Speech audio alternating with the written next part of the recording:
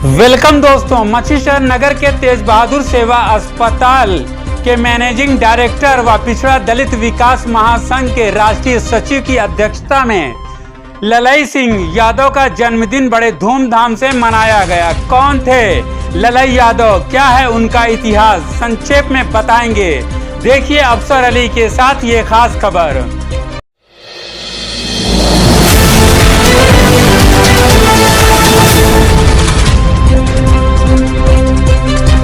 उत्तर प्रदेश जनपद जौनपुर मछलीशहर नगर के चुंगी चौराहे पर स्थित तेज बहादुर सेवा अस्पताल के मैनेजिंग डायरेक्टर व पिछड़ा दलित विकास महासंघ के राष्ट्रीय सचिव तेज बहादुर यादव के नेतृत्व में पेरियार ललई सिंह यादव का जन्मदिन धूमधाम से मनाया गया। पेरियार ललई सिंह यादव का जन्म 1 सितंबर 1911 को गांव कटारा जिला कानपुर देहात के एक समाज सुधारक सामान्य कृषक परिवार में हुआ था। उनके बचपन का नाम लल्ला था। लल्ला से ललई हुए पिता गुज्जू सिंह यादव एक कर्मठ आर्य समाजी थे। इनकी माता का नाम फूला देवी था। ललई सिंह यादव सामाजिक कार्यकर्ता एक्टिविस्ट थे। उन्होंने समाज न्याय के लिए संघर्ष किया और सामाजिक न्याय के लिए अपने लक्ष्यों के लिए अनेक पुस्तकें की रचना की, जो कि अत्यंत विवादित रही। ललई को उत्तर प्रदेश का पेरियार कहा जाता है। पेरियार ललई सिंह यादव एक पुलिसकर्मी थे, जो कि बाद में सामाजिक न्याय कार्यकर्ता और नाटक लेखक बने। उन्होंने शंभुक वध जैसे नाटक लिखे। उन्हें पेरियार ईवी रामास्वामी की the key to understanding to Ramayana का तमिल से हिंदी में ट्रांसलेट किया और यहीं से विवाद शुरू हुआ।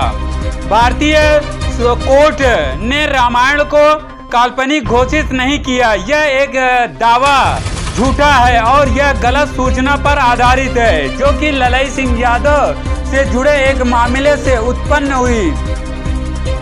ललई सिंह यादव के केस में सुप्रीम कोर्ट ने अभिव्यक्ति की स्वतंत्रता का समर्थन किया था और ईवी रामास्वामी के उपन्यास सच्ची रामायण पर लगे प्रतिबंध को हटा दिया था, लेकिन उसने रामायण को काल्पनिक नहीं कहा था।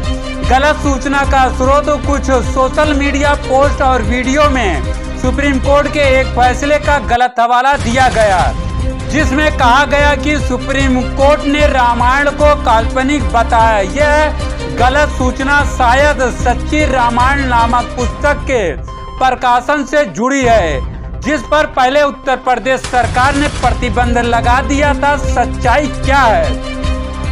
1976 के ललई सिंह यादव केस में सुप्रीम कोर्ट ने फैसला सुनाया कि किसी पुस्तक को प्रतिबंध करने का राज्य सरकार का अधिकार सीमित होना चाहिए।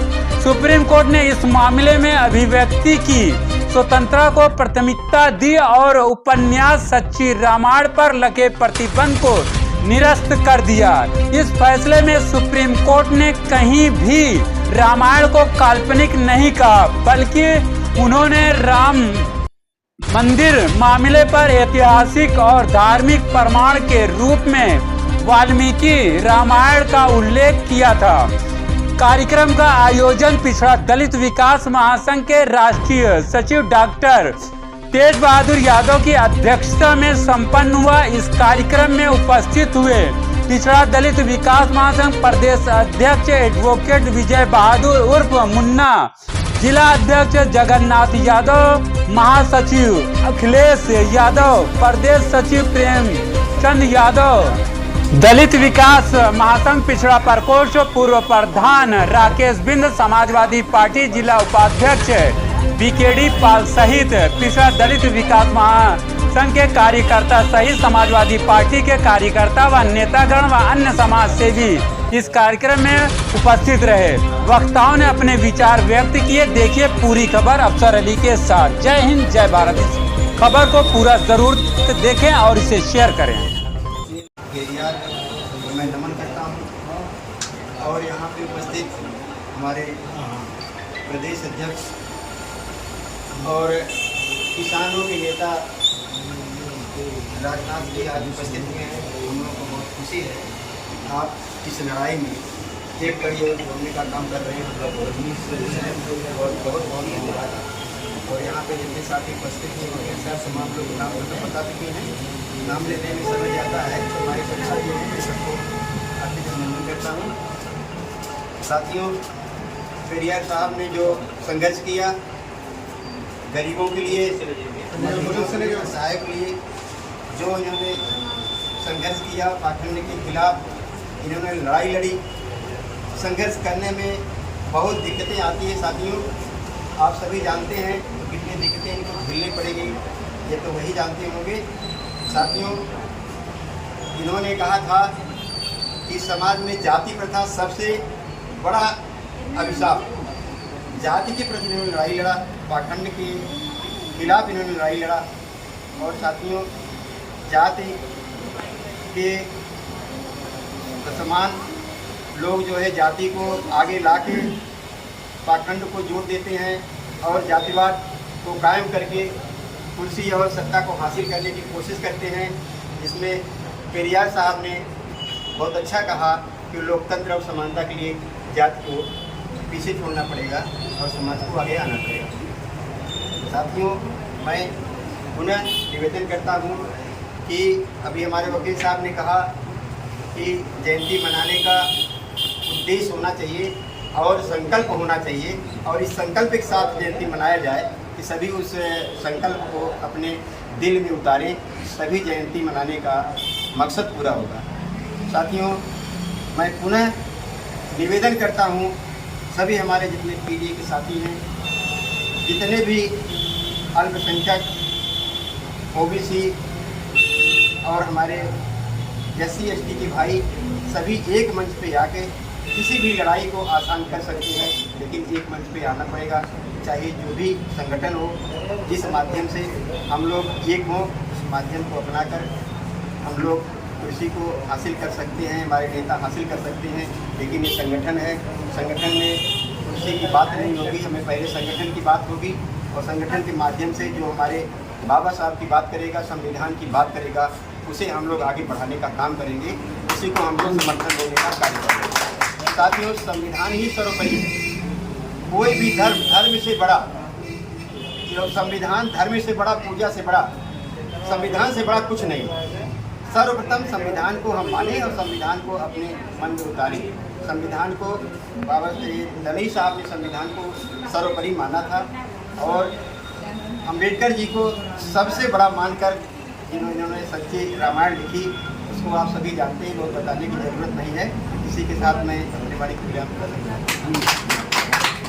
सकता हूँ कि आप संचालन की तरफ कर रहे हैं। अगर किस तरह से यहाँ संचालन आप कर रहे हैं, इस तरह गाँव में अगर प्रवेश कर जाएंगे तो लड़ाई का प्रचार, लड़ाई बचावे रास्ते पर उनको बल मिलेगा। यह लड़ाई की ने विद्यार्थी जीवन से ही समाज सेवा में लीन थे, और इनका मन उस समय से देश में जो भेदभाव था, जो जातियों का बोलबाला था, उसको देखते हुए कि पढ़ाई भी बहुत कम हो पाई थी, जैसे हमारे पूर्व वक्त बताया कि मिडिल पास। उस समय मिडिल पास होने पर भी पुलिस भर्ती हो सकती थी। उसमें पुलिस जाने के बाद पुलिस विभाग में भी भेदभाव था।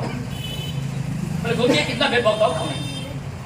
उन्होंने इस्तीफा दे दिया, त्याग पत्र दे दिया, और उन्होंने पेरियार रामास्वामी जो पुस्तक लिखी गई थी इंग्लिश में, उसका हिंदी रूपांतर किया। रूपांतर करने का उनकी केवल यही गलती थी कि इसका प्रचार पूरे देश में उन्होंने कर दिया। तत्काल 1969 में लिखी हुई पुस्तक को उत्तर प्रदेश सरकार ने बंद कर दिया, और बंद करने के बाद उनको जेल में डाल दिया। लेकिन इन्होंने अपने बताए हुए अपना जो इनका धर्म था, हमारे जैसे डॉक्टर साहब ने बताया, पहले बताए, इनका तो रास्ता बताने का संकल्प था, पूजा था कि देश की अच्छाई के लाने के लिए, भेदभाव मिटाने के लिए मैं कुर्बानी भी देना पड़ेगा, मैं कुर्बानी दे दूंगा, लेकिन एक भेदभाव के खिलाफ मैं संघर्ष करता रहूँगा। इसके लिए मैं आपको बधाई देना चाहता हूँ। जितने लोग बैठे हैं, अगर एक गाँव प्रति प्रयास करिए तो 365 दिन में 365 गाँव सुधर सकता है। हमारा यह जो मनाया रहा हूँ मैं, आप 1967 में बौद्ध धर्म में स्वीकार कर लिया था, और 69 में इन्होंने डिग्री लिए थे हाई कोर्ट से, 1976 में आपने सुप्रीम कोर्ट में भी हासिल किया है। जब देश के अंदर 4 स्तंभ होते हैं, विस्तारित का, कार्यपालिका, न्यायपालिका, हमने अफसर भी खड़े हैं। इन्होंने चारों का सम्मान करते हुए आगे बढ़ने का प्रयास किया। आज ऐसा समय आ गया है कि ऐसा अवसर आ गया है, अगर हम लोग प्रयास करेंगे इनके बताए हुए रास्ते चलते हुए 1-2 साल के अंदर पूरे भारत में नया परिवर्तन आएगा। जय जवान जय जय। बहुजन समाज में जन्मे सभी बहुजन समाज के नायक के चरणों में श्रद्धा सुमन अर्पित करते हुए आज हिंदू प्रवर्तक, लेखक, सामाजिक, राजनीतिक हक अधिकार की लड़ाई लड़ने वाले, अंधविश्वास पाखंडवाद की लड़ाई लड़ने वाले, हमें आपको पाखंडवाद और अंधविश्वास से आगे ले जाने वाले पेरियार ललई यादव चरणों में श्रद्धा सुमन अर्पित करते हुए उपस्थित सभी भाइयों को इनके जन्मदिन की ढेर सारी शुभकामनाएं और बधाई आप सबको देता हूँ। यह आज बहुत ही पावन पर्व है कि हम आप ऐसे महापुरुष को नहीं समझ पाए, जिस महापुरुष ने अपना सर्वस्व जीवन, इन्होंने अभी कई भाइयों ने कहा कि अध्ययन पढ़े लिखे कम थे, लेकिन ये सामाजिक, जैसे कबीरदास जी पढ़े लिखे, मस कागज छुओ नहीं, कबीरदास के बारे में कहा जाता है कि उन्होंने कागज को छुआ तक नहीं, कलम को छुआ नहीं, लेकिन उनकी विचारधारा, उनकी वाणी पूरे समाज को सुशोभित करती है।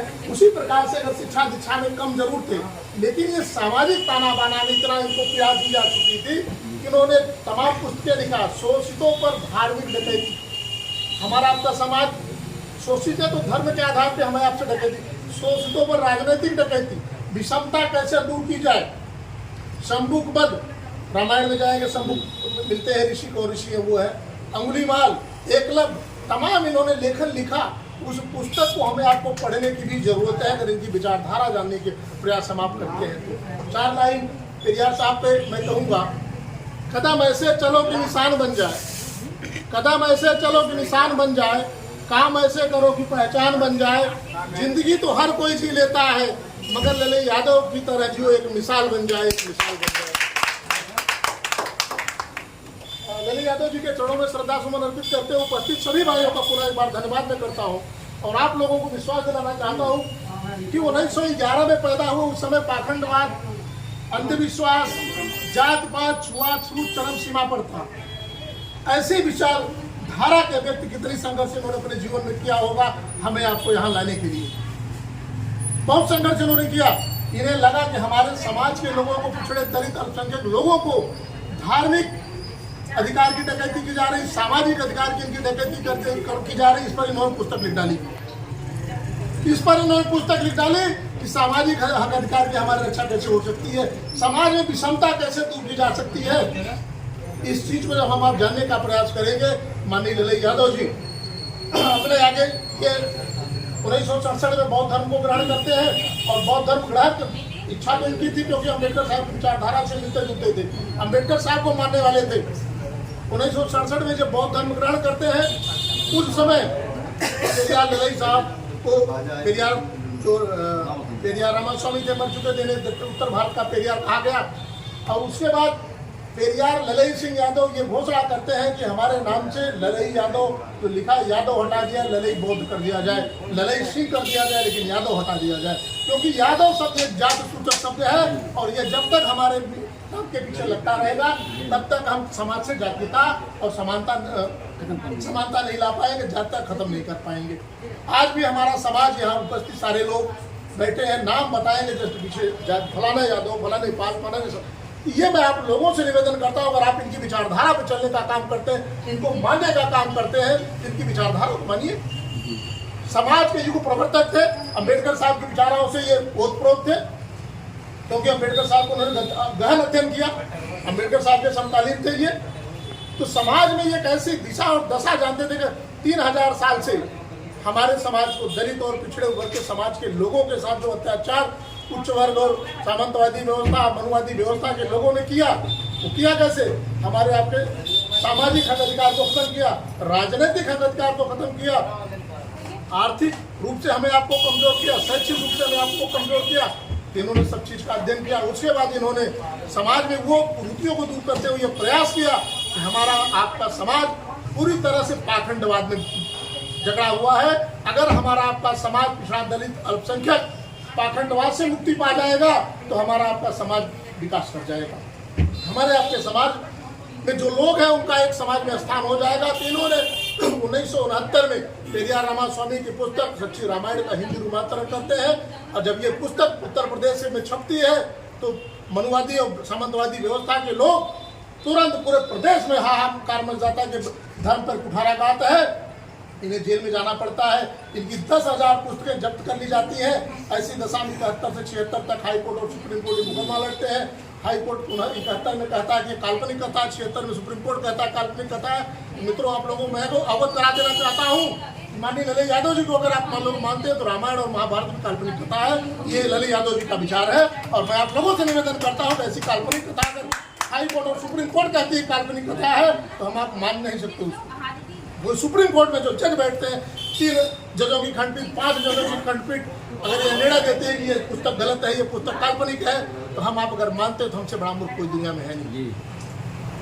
तो ललई यादव वो विचारक थे, वो चिंतक थे, वो सामाजिक विचारक थे कि जो समाज में कुरीतियां थी उस समाज को कुरीतियों को दूर करने के उन्होंने प्रयास किया। और आज बड़े अफसोस के साथ मुझे कहना पड़ता है कि हमारा पिछड़ा समाज, हमारा दलित समाज, हमारा अल्पसंख्यक समाज उसी पाखंडवाद में लिखता है जिस पाखंडवाद को दूर करने के लिए आपने अपना सर्वस्व जीवन त्याग कर दिया। आपने सर्वस्व, अगर ये हिंदू धर्म को त्याग के 1967 में बौद्ध धर्म ग्रहण करते हैं, हिंदू धर्म में कहीं कहीं कमियां लगी होगी, हिंदू धर्म में हमारे आपका शोषण हो रहा है, तो आप सबसे मेरा निवेदन है कि पाखंडवाद, अंधविश्वास जो भी लगता है कि आपको ये पाखंडवाद है, अंधविश्वास है, उसको त्यागने का काम, ये विज्ञान युग है। विज्ञान युग में पहले जानिए परखिए, वही जो सत्य है वही मानते हैं। आज बड़े बड़े योद्धा जो तमाम बातें करते हैं लेकिन जब बीमार हो जाते तो अस्पताल का ही सहारा लेते हैं कि डॉक्टर साहब क्या चलना है। भी दोनों आंखों से गड़बड़ महाराज थे ना, तो उनको भी अस्पताल जाना पड़ा। उसे बहुत भक्त थे राम के, भद्राचार्य जी। तो ऐसे ऐसे पुरुष हैं, जब स्थितियां बिगड़ती है तो कोई काम नहीं आता, काम आपका सिर्फ विज्ञान आता है और अम्बेडकर वाद आता है, आपकी कार्यशैली आती है और कोई इस दुनिया में काम आने वाला नहीं है। तो आप लोगों से पुनः आपके जन्मदिन की ढेर सारी बधाई और शुभकामनाएं आप लोगों को देता हूँ। प्रति सभी लोगों का बहुत आभार मैं व्यक्त करता हूँ, लेकिन आप लोगों से पुनः एक प्रार्थना मैं करता हूँ, करबद्ध प्रार्थना करता हूँ कि आप लोग ललई यादव को पुनः जब बनाना चाहेंगे तो इनके विचारों को मानिए। इनके पाखंडवाद का विरोध करते हैं तो पाखंडवाद का विरोध कीजिए। जो आपको लगता है विचारधारा पाखंड है, बच्चे को आप लोग पढ़ाते हैं, स्कूल में बच्चा जाता है 2+2, अगर यही टीचर बताएंगे 2+2, अगर कोई अन्य व्यक्ति 2+5 करके मानेगा बच्चा, नहीं कोई मानेगा, इसलिए नहीं मानेगा, उसे पता है 2+2 = 4। तो ये भी अपना सर्वस्व जीवन इसलिए त्याग कर दिए कि हमारा पिछड़ा दलित अल्पसंख्यक समाज जिस प्रकार से सामाजिक राजनीतिक हक अधिकार इनके छीने जा रहे हैं, आने वाले समय में ये देश के शासक बने। इन्हीं चंद बातों के साथ मैं अपनी बाड़ी को विराम देता हूँ। आप सबको पुनः एक बार धन्यवाद और उनके जन्मदिन की ढेर सारी बधाई देता हूँ। इस वीडियो को लाइक करें, सभी के साथ शेयर करें। नए आने वाले व्यूअर जन 24 न्यूज टाइम चैनल एवं न्यूज एजेंसी को सब्सक्राइब कर लें। बेल आइकॉन को जरूर क्लिक करें ताकि ऐसे ही सच्चाई पर आधारित खबरों का नोटिफिकेशन सबसे पहले आपको मिले। सच की आवाज सच के साथ फिर मिलेंगे अगली खबर के साथ। जय हिंद, जय भारत।